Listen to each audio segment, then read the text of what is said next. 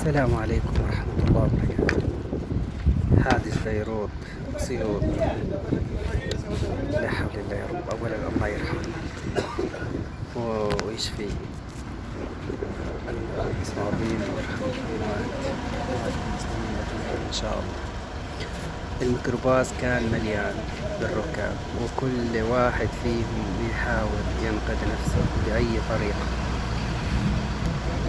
نسأل الله السلامة. لكن الأم كانت حاجة ثانية، كان معها طفلين صغيرين، وقتها مشغولة بيهم أكثر من الروح.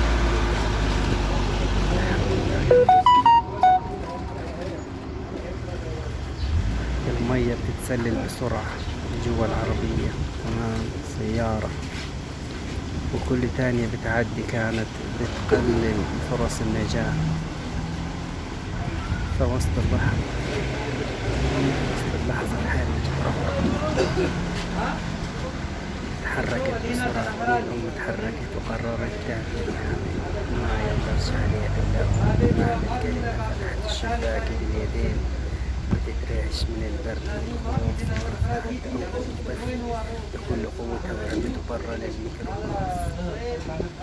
الميكروباص ناحية الناس اللي بتحاول تساعد. وبعد نفس الحركة مع الطفل الثاني كانت بتصرخ للناس: خذوا العيال، انقذوهم، من غير ما تفكر ولو لحظة واحدة في نفسها.